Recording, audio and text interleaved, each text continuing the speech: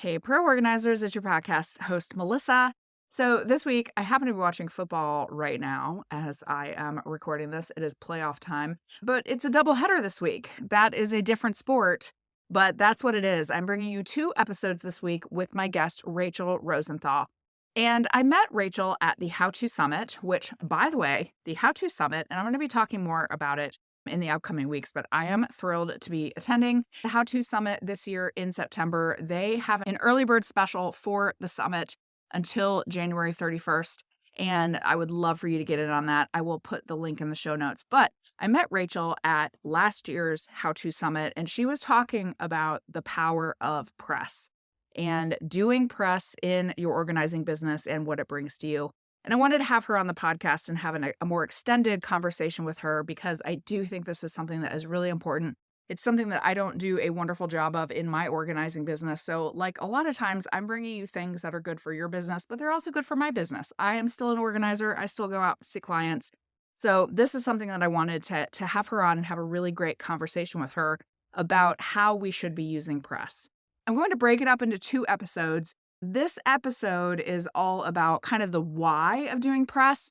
And then the second episode is going to be pretty meaty on how do I actually do it? How would I go out and pitch people? What do I do? So between these two episodes, you will have a really actionable plan. And then Rachel additionally has a course where she goes even more in depth. I will put that link in the show notes if you really get energized by this and you're like, yes, I want to go do this for my business.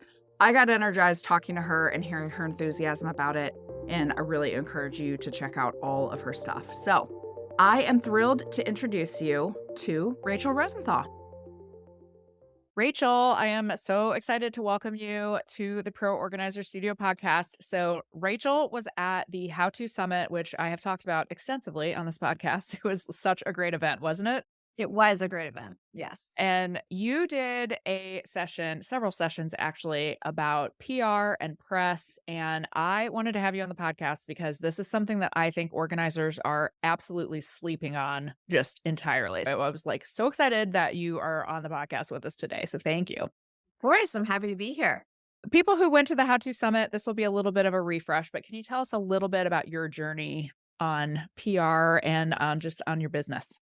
Sure. I was a lawyer for many years and then just decided it wasn't for me. And so I started getting into organizing about 15 years ago, which seems crazy, and started my business here in the Washington, D.C. area. It's grown over the years. And I obviously used several different marketing techniques, I would say, but I would highly, highly, highly recommend and say that my number one most successful marketing technique would be using press. And I feel like I just kind of fell into it many years ago.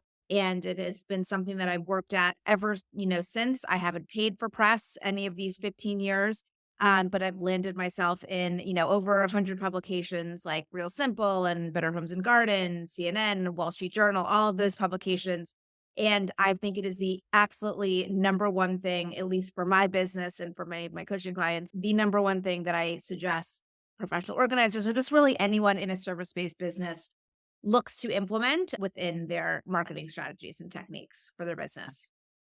Well, tell us a little bit about why it's important, because I think a lot of people hear like, okay, well, I don't live in Washington, D.C., so why would I want to be quoted in the Washington Post? And I know it sounds silly, but can you give people the lay of the land of like why these things are important? Yes. So you live where you live. And I would say start with something local. It is important because you want to get your name out there to your local community. I mean, I would think about who your ideal client is first and then say, where are those people reading things? What are they listening to? What are they watching? And then you're going to go from there. You don't necessarily want to be in the Washington Post if you live in Minneapolis, for example. That will not get you clients in your local market. However, if you then go on to wanting to expand into the national market, then maybe a hit in the Washington Post would be helpful and successful. But you have to think about the whys of press and the wheres first before you just start going at it. I know a lot of people are like, oh, it's too overwhelming. I don't want to do it.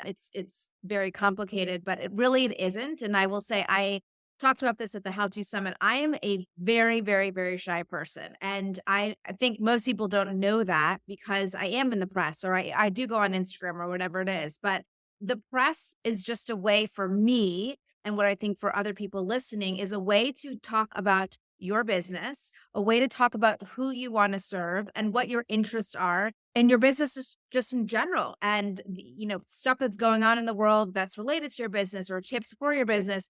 It's just such an amazing conduit to get the word out there and education. And so I really look at it as a thing to serve anyone who is listening to whatever I'm talking about or reading it, but it's a way to hit a lot of people versus just the people who you're working with locally.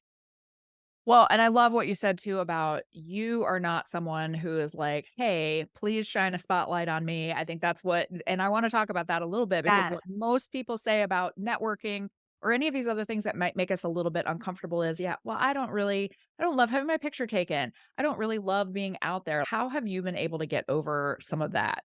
Yeah, I feel like when you start a business, no one talks about this and they're like, yeah, but you're the face. So you got to go. I mean, photo shoots, hate them. Press and being in the spotlight, 100% hate it.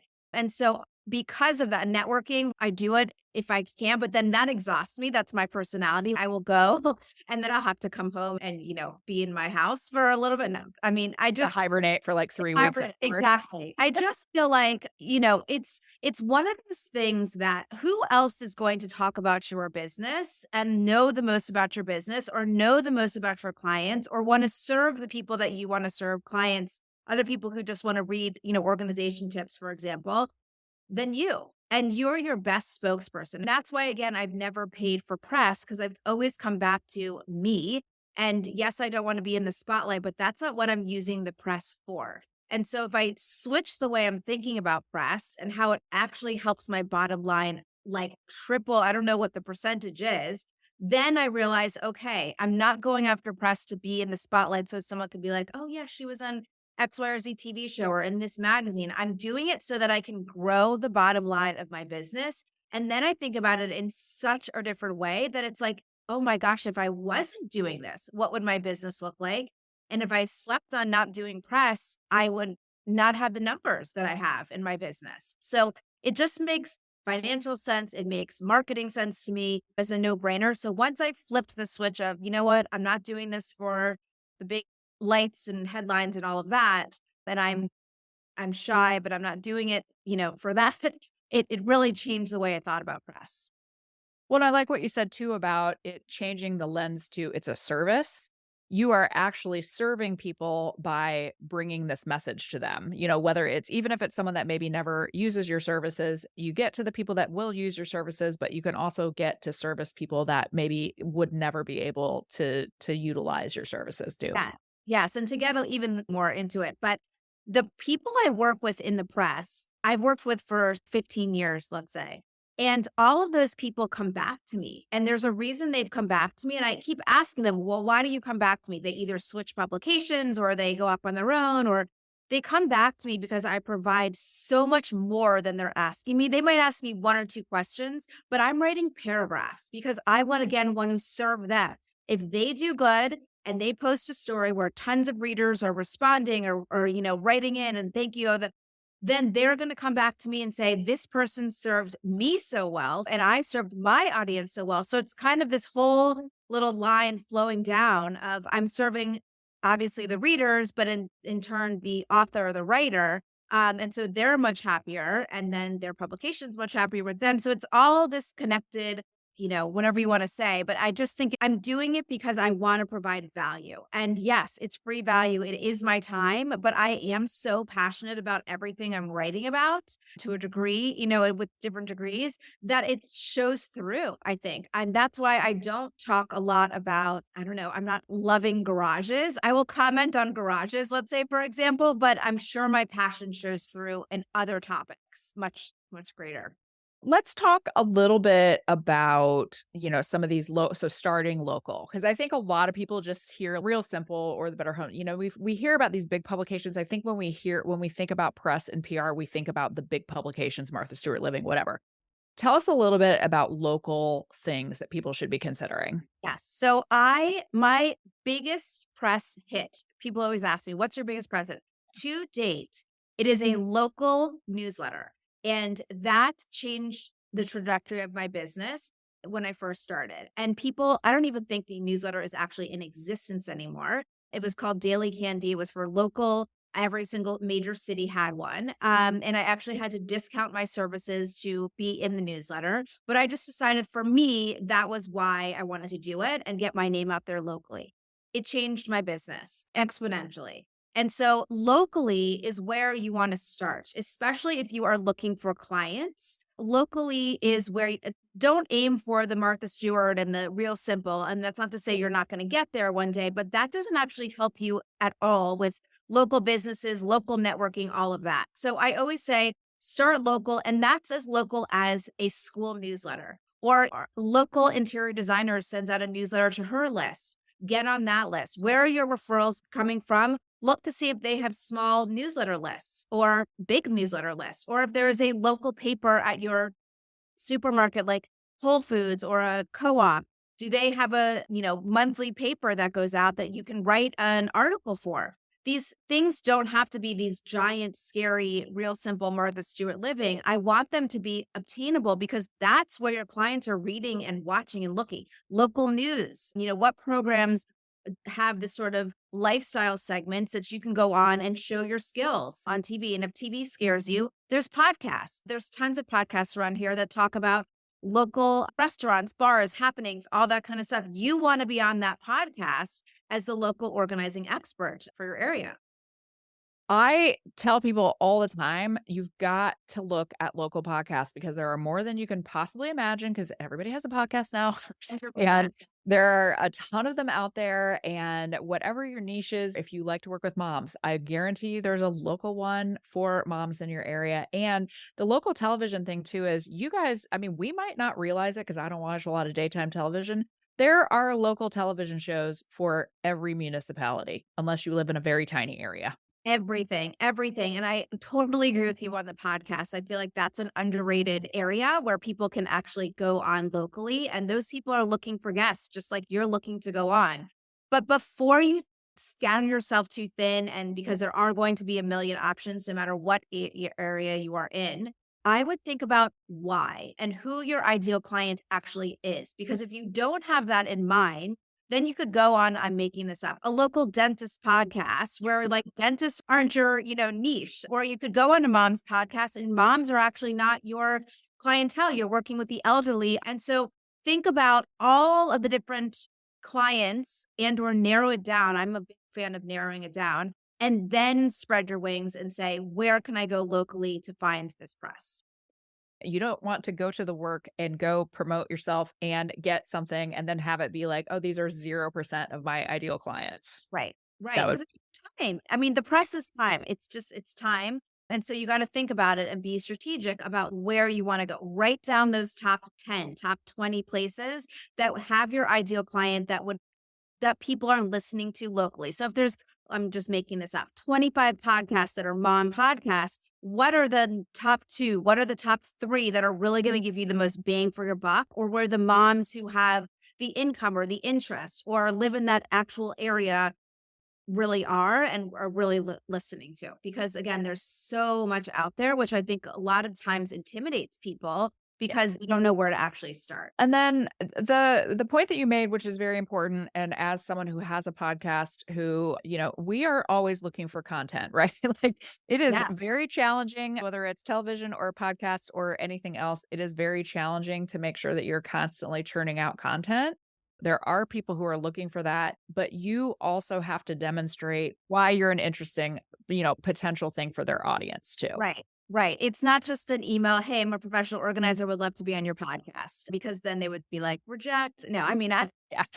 yes, but you have to be talking about something interesting, whether it's something currently going on that you can relate to or seasonal. A lot. I talk about a lot about this in my press course or something that is interesting to you. That is something that is a passion project of you. I have a lot of coaching clients that are working with people with ADHD or something else that really you have a passion for, then that's what you want to be pitching to talk about. Because again, the end point, what is the end point that we're looking for? It's press around your specific business. And so just being this generalist, I don't really think helps too much, but it is going for the what you want to be known for, what types of clients you want, especially when you're talking about local markets. So let's say that someone has pitched, let's just fast forward and say you've gotten something great. This is something that comes up a lot when I talk to people and they've gotten a TV spot or they've gotten something like that. And then they are paralyzed of like, what am I supposed to do? One of the things that I try to remind people is you've got to have little sound bites, right? Like you've got to have kind of some preparation for if you are going on something like this. So can you talk to us a little bit about how to prep? I think preparation is key. It goes to the same thing of when I'm writing for a magazine or something online. Let's just take a TV show since you mentioned that. Prep is key. Most TV segments are like 3 to 5 minutes, if that. Okay. That seems long, 5 minutes actually. But like, let's say 2 to 4 minutes. This is if you have enough time to prep. I've had a lot of people that will be like, can you be here tomorrow? So that's a choice, whether you can do that or not. But in the downtime, I tell people be prepping for when those people come because press is, we need it yesterday. We need it in 8 hours. We want you on the next day. And so again, a lot of those you can do. But a lot of those you're going to have to turn down because you don't have the prep in, your arsenals. In this downtime where you are pitching and waiting, I would just suggest prepping for things. You don't know exactly what it's going to be, but if you are pitching certain topics, 3 to 5 topics, be prepped in your arsenal around that. So for example, on TV, if they were to call you and say, hey, we love that segment that you pitched. We want you on next Tuesday. What you're going to do, TV is mostly live and it's visuals. I would prep number one, look at that TV show and see what have the segments looked like before. Are they with one anchor? Are they with two anchors? Are you at a big table? Are you sitting? And ask those questions ahead of time because that will also help with your prep. Do you need to bring in props? Probably for TV, the answer is yes. So thinking about what those props are going to look like and set them up on the same type of table that is, on that TV segment or a round table or a long table if you can, and go down and rehearse what you are going to say.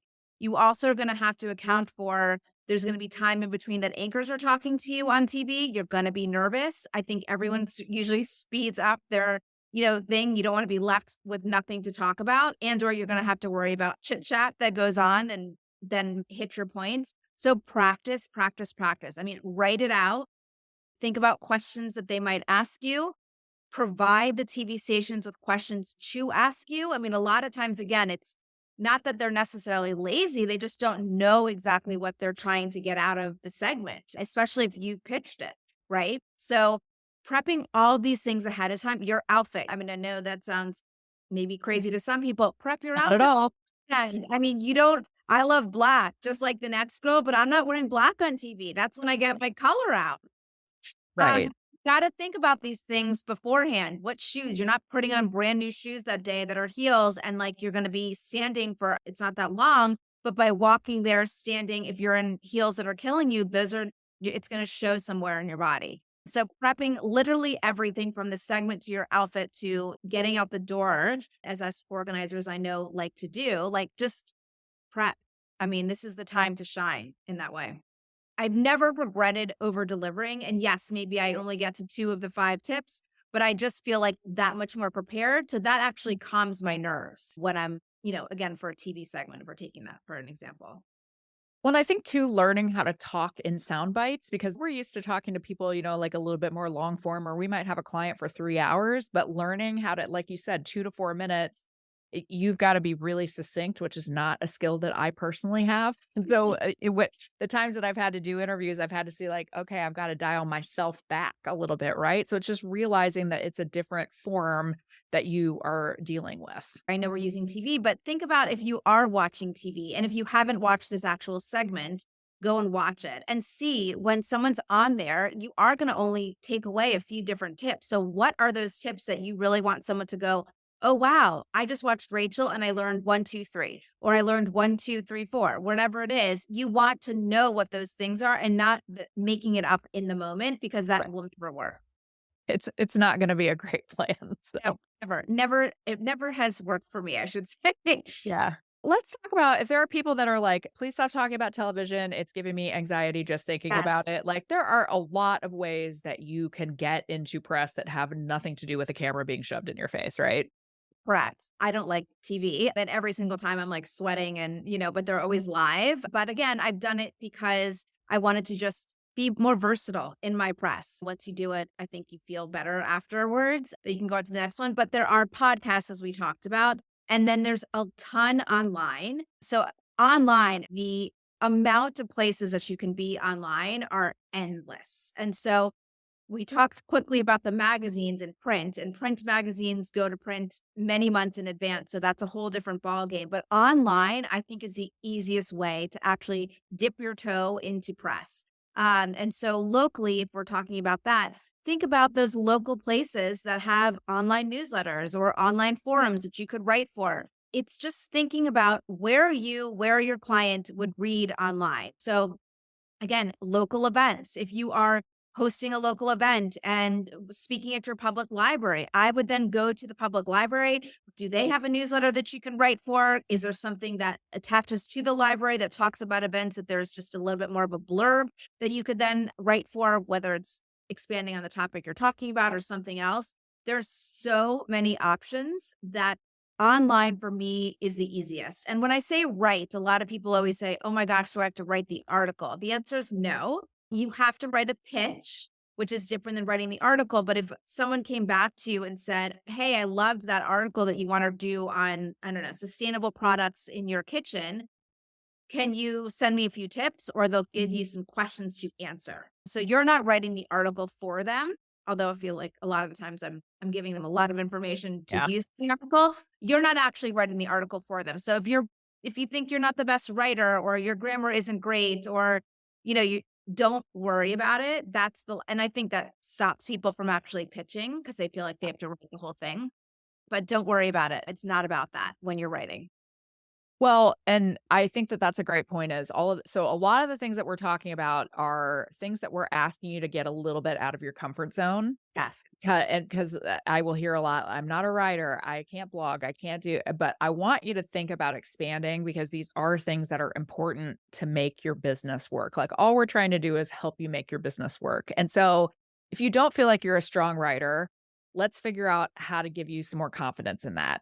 Or let's figure out how you can take something that you would say in talking to someone and then put that into writing. There are a lot of things that you can do to hone those skills. Right. And I would say, and that's very true. I would say it's one of those tools in my toolbox for as a business owner that maybe I didn't think about having to do when I started my business because all I thought about was social media. But it's the same thing when someone says to me, "Oh, I hate going on social media," or "I don't know how to do the captions or the reels or whatever it is." It's just the same way. It's a different medium to get the word out there. Social media, we keep scrolling. We don't see half of the people we actually follow and whatever. Go to the point that you are going to try something. And again, you might not get, you probably won't get a hit that first pitch, but I say keep up with it and think of it as another tool to marketing and don't spread yourself too thin because you're going to end up being everywhere and nowhere type of thing. If that's the case. And so you have to be strategic about it, just as I would say be strategic about another social media platform, but then see where is it impacting my bottom line, right? If it is getting you more clients or people say, I always ask every single client that walks through our door, where did you find me? Yeah. Not always going to translate and them saying, oh, I just saw you in the Washington Post, right? But it lends to credibility. If I, as a consumer, look at there's, 10 organizers in my area, which is not true. There's like 10 A organizers million. every block. Yeah. But if I were to say, oh, I was just in the Washington Post and my 9 other quote unquote competitors were not, as a consumer, I'm like, whoa, the Washington Post thinks Rachel is good enough and vetted Rachel. I want to go with the one that the Washington Post wants to go with. So that's always also been my strategy is like, okay, it's going to somehow turn into bottom line numbers, which it does because they are already vetting you. I mean, that's huge. You're not having to vet yourself. This publication, your local paper, whatever it is vetting you already. You're going on someone's podcast and they're saying, I want this guest. This guest is good enough to be on my podcast. So they're good enough for you to hire. It gets me so excited. And I feel like it's such a missed opportunity for small business owners that they maybe take some time away from Instagram and commenting on people's on Instagram stuff and go on and figure out some press hits because that's going to be lasting business for you. It's a huge credibility builder. Yeah. And this is important. You can leverage it for so long. I was on our local television station, which I mean, in Twin Cities is pretty big. Is that it was 4 years ago. Is it still on my website prominently? Absolutely it It is, used because to I was be. on Care 11, right? Like, that's a big deal. And so you can continue that going on for a really long time. And it's also about, because my passion is building people's digital foundations, it's great SEO for you. It 100%. you get backlinks on someone else. It's credibility for your website and for you as an organizer. It's incredibly important. I mean, that SEO, I'm so glad you brought that up because people don't think about that. I mean, I'm not doing press for fun. I mean, it's not. I'm doing it as a business. It gets so many backlinks. That's how people come to my site. And that's Yeah. how I can sort of cut through everybody else in a lot of different areas because I have all these backlinks to my site.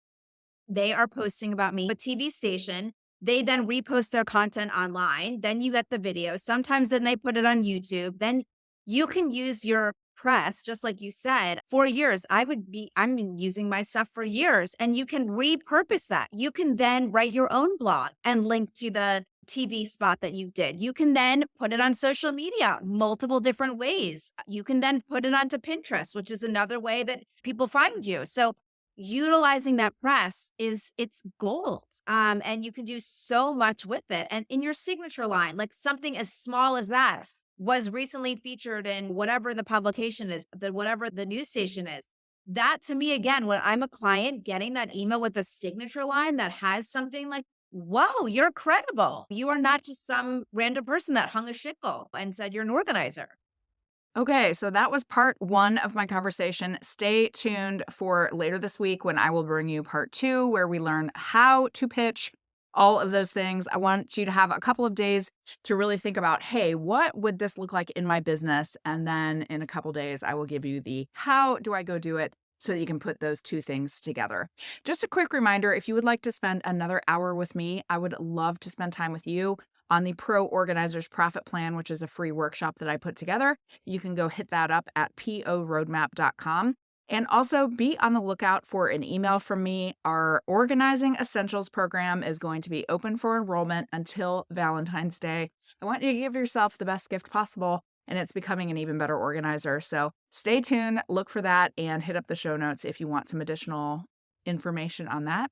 And if you're not on our email list, send me an email, hello@proorganizerstudio.com, and I'll be thrilled to add you. I don't spam you. I only send you limited emails, but I promise that I always make them really good. All right, I hope you guys have an absolutely unbelievable week, and I'll see you in a couple days with part 2 with Rachel.